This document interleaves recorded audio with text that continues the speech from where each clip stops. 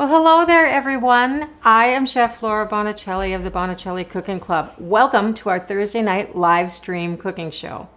This is a Minneapolis Farmers Market live cooking demo in partnership with the Bonicelli Cooking Club. So, as I said, tonight we are making roasted strawberry rhubarb paletas. And a paleta is a Mexican ice pop. And I started making them over 10 years ago now. Mark read an article about a family business that was making and selling them in St. Paul, and I had never heard of them before. So we went to check them out, and I was completely hooked. I went home and I bought a bunch of molds, and I started incorporating them into my catering, which was really fun. I venture to say I was definitely the only caterer serving Mexican ice pops in town, probably still am. And I'll tell you what, these are not just for children. So I came up with a bunch of combinations. The most popular we're making this weekend for the cooking club, and that is cucumber jalapeno, and they're just delicious. But we did avocado and horchata, which is rice milk with cinnamon. We did that with coconut. We roasted cherries. We used yogurt and sour cream and coconut milk, toasted coconut, lemons, limes, peaches, herbs. You get the idea. I mean, there's just so many combinations that you can come up with. And I found a lot of recipes to use as a base and just kind of went from there. So the idea of roasting fruit, which we're doing tonight, it is not a new one. I do that quite a bit for gelato, and we'll talk further about the use of acid and salt in the recipe, which we're doing tonight as well. So let's get working on these. I have my oven set to 400 degrees Fahrenheit, and I've already sprayed a baking sheet, which I lined with foil. You could use a 9 by 13 inch pan, by the way, if you wanted to. You just need something big enough to allow the fruit to spread out and something that will hold liquid, so it needs to have sides. We're adding some liquid to this, and of course, once we start baking them, the fruit's gonna have liquid coming out of it just because it's being baked. So let's start with my strawberries. I'm kind of partway done with these. So I washed these. You always wash your strawberries before you cut them up. Don't wash them after, do it before. And I let them kind of dry off, and I've hulled a bunch of them already. It's really important that you hull the strawberries. I use a little tool for that, or you can use a paring knife, whatever you want to do. This is nice though because it just kind of scoops out the whole center. And the interesting thing about this, if you don't hull the berries, you can see this little white part here. This part in a food processor will not go away. It will stay whole. So you do need to get rid of it. For some reason, it just won't blend up. So always want to take that out. It's a part of the stem. So it's just hard and doesn't liquefy like the rest of the berries will. So let's just get the rest of these done. And this is 1 pound of strawberries. Just like that. The rhubarb we're going to be using, I pulled out of the garden today. Still selling that at the market, I'm pretty sure about that. Strawberries just came in, as I said earlier, so perfect time for this recipe. Okay, let's get rid of that little bit of stem. Great, now we're just going to slice these up. And you can do this very roughly. These are going to be roasted and then blended, so it doesn't really matter if they're perfect. You just want to get them cut up in some fashion. If it's easier for you to quarter them, that's fine too. It doesn't really matter.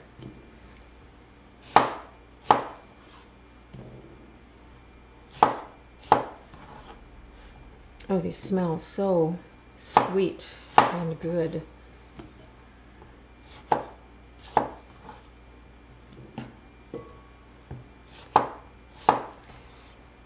It's funny, I think that strawberries and rhubarb are probably a combination, partially because the sweetness of the strawberries offsets the tartness of the rhubarb, but they also show up pretty much at the same time. The rhubarb comes in a little bit earlier than the berries, but the berries, like I said, they're at the market now, so I think some of these combinations just happen because things show up and then people start writing recipes around them because they're available. Okay, we just planted some strawberries in our yard just this week, so hopefully we'll have some of our own soon too. Okay, so there are my strawberries. Great, let's get on to the rhubarb. Let's put that there. Okay. I said I pulled this rhubarb out of the garden earlier today, and I need a cup of this, so I'm not going to need all of this. Let's start with maybe 4 stalks, I think. I pulled the leaves off of this. I'm just going to cut these ends off, and I'll go ahead and do both sides just to make sure I have fresh ends like that. And then I've got a cup here to measure these. Just run my knife through there. I'd say this is about a 1/2 inch. Again, this cutting is not critical. Just need to get it cut up. That's all there is to it. Is that little hull tool for the strawberries, is that the only thing you use that tool for? Is there other uses for it? I can't think of one. Can you? That's a good question. That's the only thing I've ever used it for. I suppose, although I've never done it. Too small to core an apple. It's too small to core an apple. It could be used to take eyes out of potatoes, but most peelers have an end for taking eyes out of potatoes, and you're already using a peeler. So that's the only thing I can think of. It really comes in handy for this, though. I mean, so good question, though. I'll put my mind to that. See if I can think of another thing to do with it. Okay. I might be a little shy here. So we'll do one more.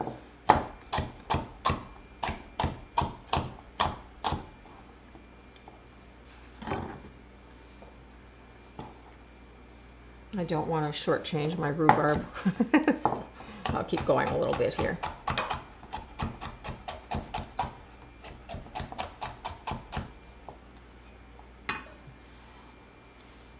It's rolling away. I'm just going to finish this up.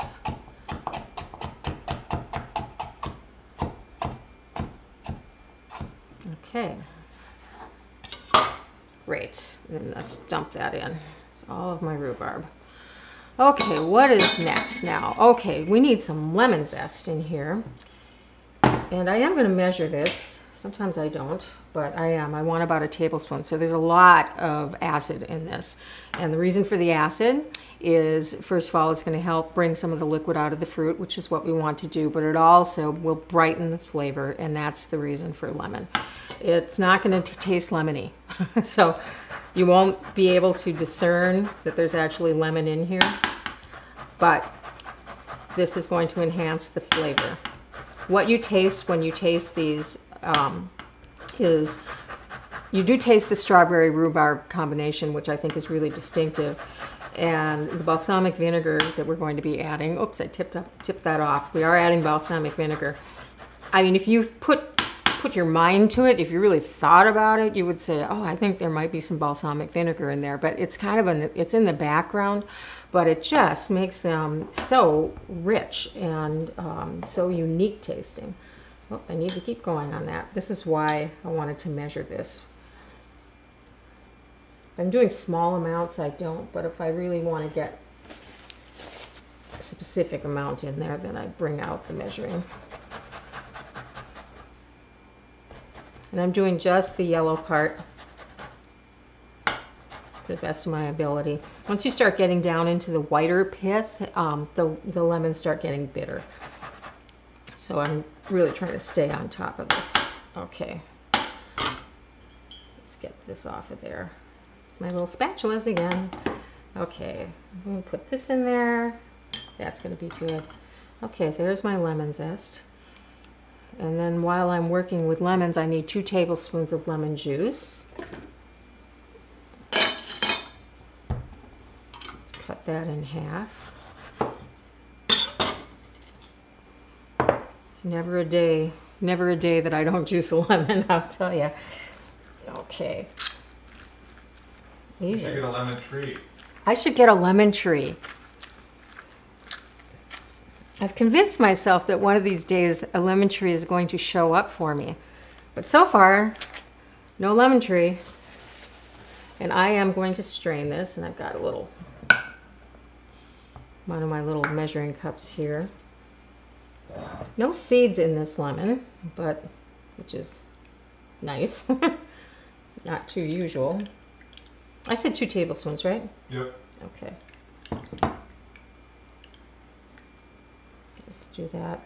Give it a little help here. Work through that pulp a little bit.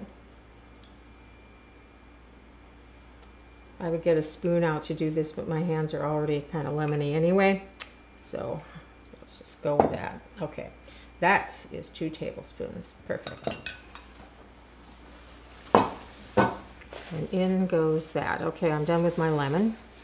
Now, of course, we need some sugar.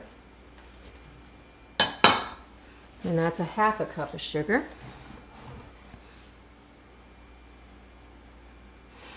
And what I'm smelling right now is I can really smell that rhubarb. I'll tell you that rhubarb. When Mark was picking this for me, he picked a whole bunch, what, 4 days ago? I was on the other side of the yard, maybe 25 feet away from him, and I could smell the rhubarb. It was just like so fragrant and so delicious smelling. But in the smell has that kind of, what's the word? Like, you know that it's got a bitterness to it. It smells like it has a bitterness to it. I suppose that's because I know what rhubarb tastes like raw, which is needs sugar. It definitely needs sugar. Okay, so we've got our sugar in here. We have the beginnings of our acid because we're adding more, and I'm going to put a quarter of a teaspoon of kosher salt.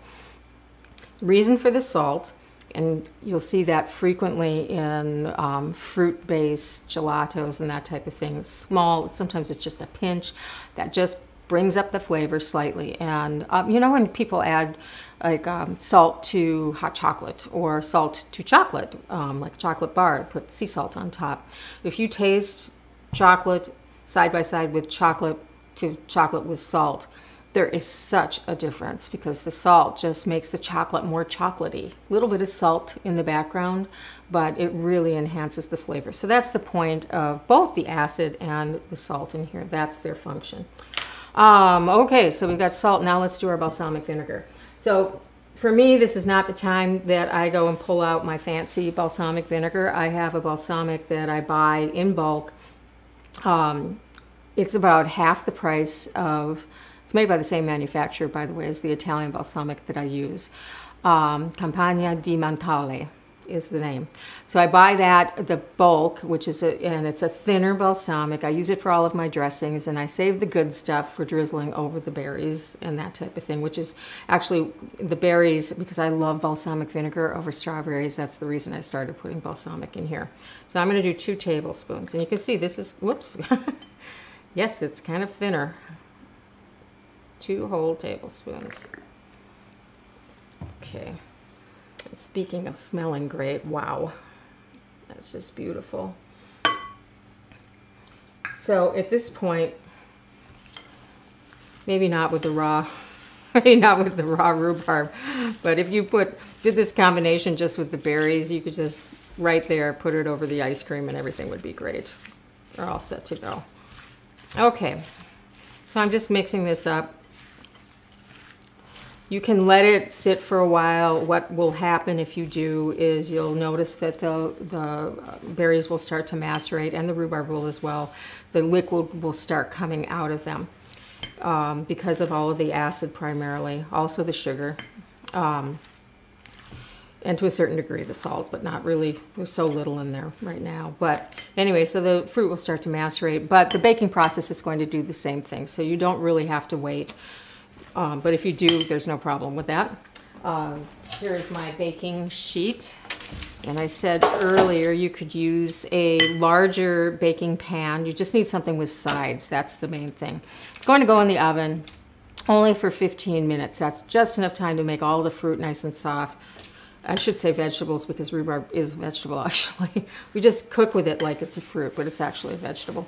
But anyway, it's enough time to make it soft, but it's not going to be enough time to evaporate all of your liquid. So that's why it's 15 minutes and not longer. And your fruit will be plenty soft at that point.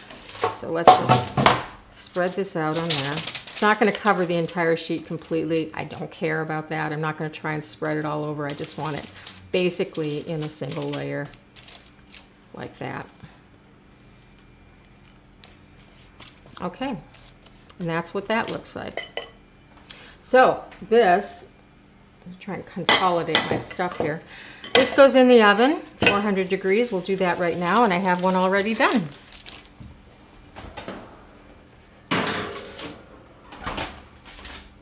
Okay, so same amount of everything. This is what it looks like after it is has been in the oven for 15 minutes. Really important thing with this is it has to cool completely. If you blend it while it's still warm and then mix it with the yogurt that we're going to mix it with, it'll melt the yogurt and it just gets really soupy and it changes the texture, and you want the texture to be right even though you are freezing it. You need it, because we're not blending this completely, you need to not melt the yogurt or make it soupy. So let's toss those over there. Okay, so here's my food processor. Can you see that okay? Yeah. Okay, so the trickiest thing that I'm going to do today is getting this into the food processor bowl. So I'm going to scoop in the fruit.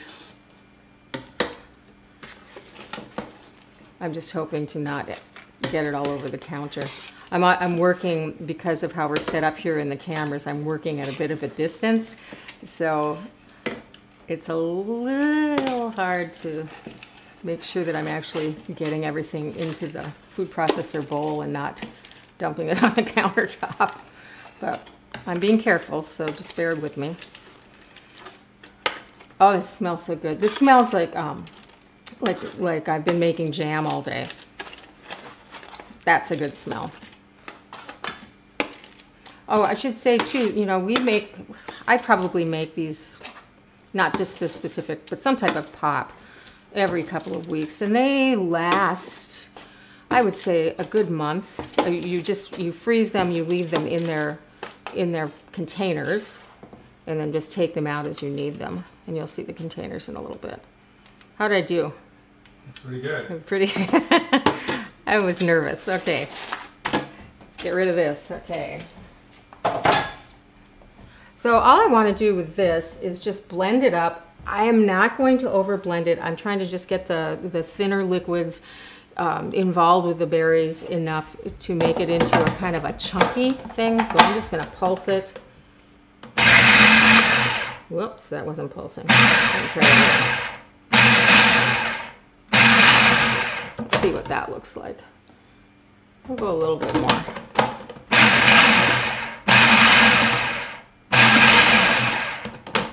And of course, yeah, I like that. That looks good.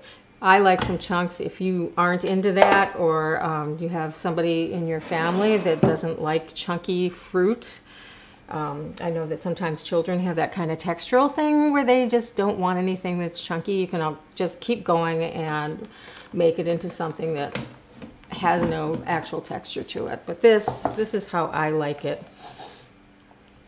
So when I'm biting into that pop, I'm going to get some actual fruit. So I'm going to dump this into a bowl.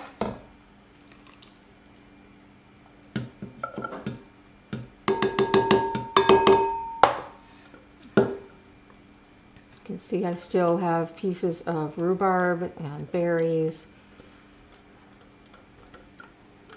Looks great. Okay. And then I've got here 2 cups of honey Greek yogurt. I'm going to just wipe this up. So I like using honey Greek yogurt. My favorite brand is Greek Gods. It's not super sweet.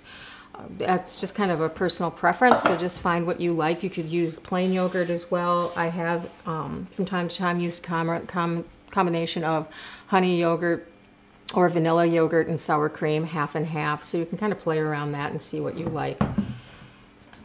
Let's just dump this whole thing in here.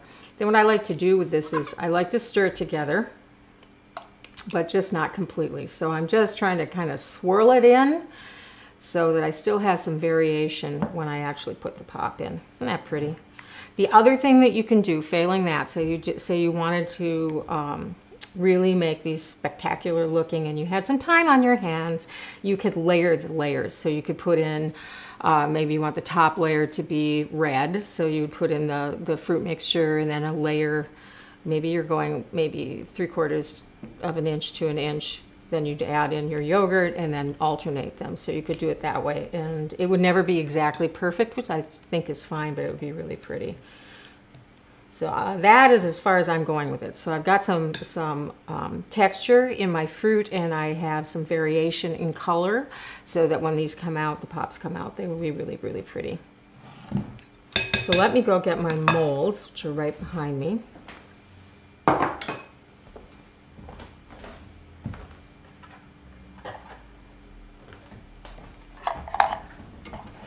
And they come with these little tops like this. You can, and especially with a mixture like this, because these are thicker, you can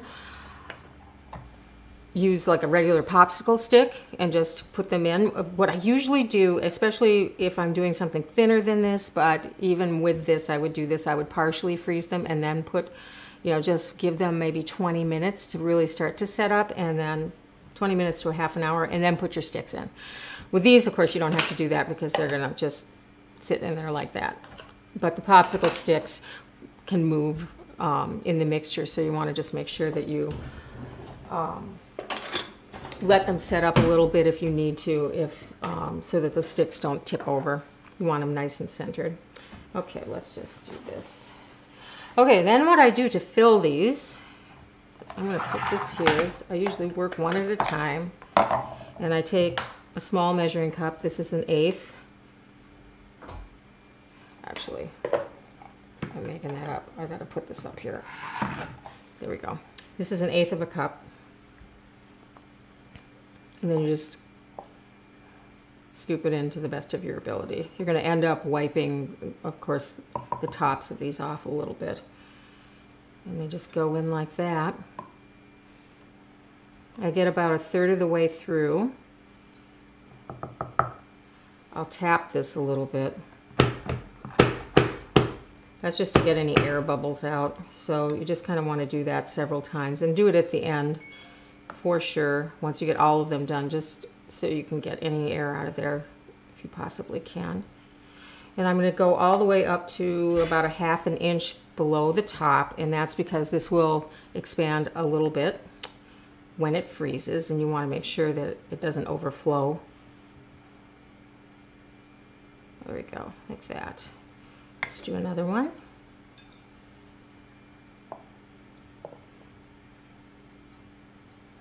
And that's kind of up on the side, so I'm going to pull it out. There we go. Just to help it get down to the bottom. Can you see what I'm doing here okay, Mark? Yep. Okay.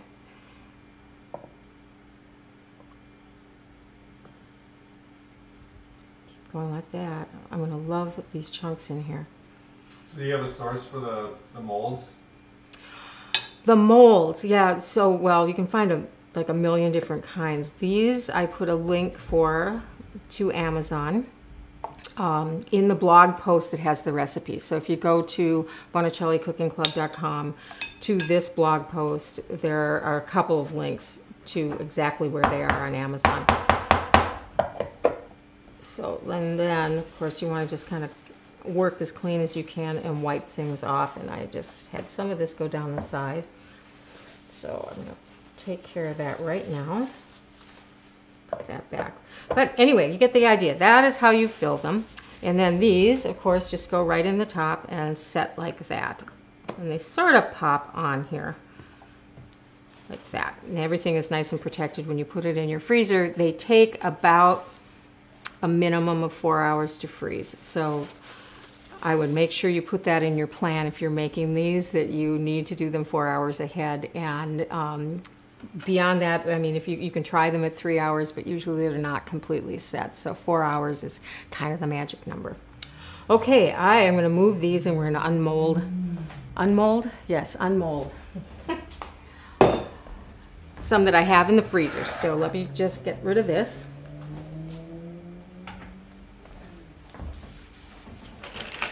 And let me go grab those. But first, you know what I'm going to do?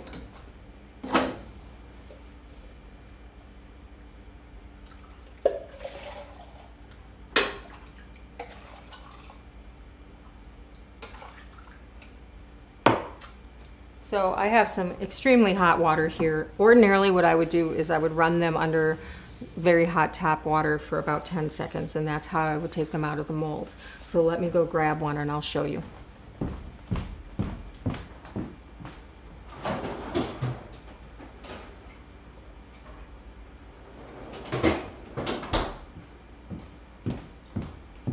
Okay, here's one right out of the freezer, and just wipe that off a little bit. So what I'm going to do is dip it in hot water. Like I said, ordinarily I might do them under the sink, or if I'm doing a lot of them, I'll do them this way and have hot water on the side and then replace it as I need to. So 2, 3, 4, 5. I'd say about 10 seconds, right? How's that sound? Works every time unless you're on TV. Yeah, that's right. Right, okay. We were discussing the technique of getting these out of there. It's actually quite complicated. So what you do after you dip it is you squeeze the sides. Oh, sure. Put it back in the hot water. Put it back in the hot water, okay. And if it doesn't work, you put it back in the hot water. And then you take it out again. And you squeeze the sides a little bit. And that just helps pop it out.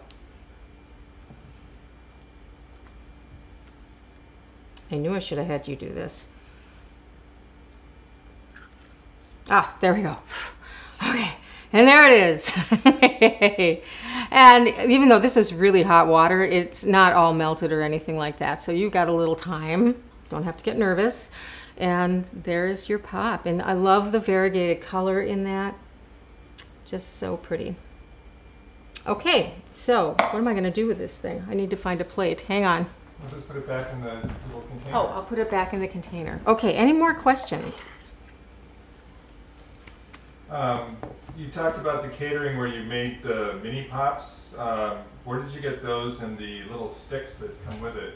Okay, so yes, I made pops for catering, and this is somebody that probably was when I was catering. We used to make these like little mini pops. Actually, do you have that picture for the cucumber paletas that we're making this weekend? Mm-hmm. Okay, so this is what they look like, and these are mini pops. They're called jewel pops, and that's the actual name of the mold. So if you go to Amazon, I did not post a link for this because I didn't realize this was going to come up today, but they're called jewel pops, and they're really inexpensive. And what I did was I threw away the top part of them, but they have like a little, they have little things that you can stick in there for the sticks. I got rid of those and I bought sticks, which I get at United Noodles. They're actually catering like toothpicks almost, but they're a little bit bigger, and that's what I use. That's like 2 prongs on them. So right, they have 2 prongs on the end, so they're for you know, appetizers. So that's what I used for those, and they're like little bite-sized, cute little pops. And what we used them for was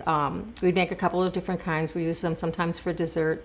They make a great palate cleanser if you're having a dinner party. You just wrap them up and put them in your freezer and pull them out and pass them around, and people just love them. So that's what we're doing Saturday, by the way, for the club. So we're already into that now. So I want to thank you, everyone, for watching. Thank you, Minneapolis Farmers Market, and your employees and volunteers. You're all great. And keep cooking, everyone. We'll see you next week. Take care. Bye-bye.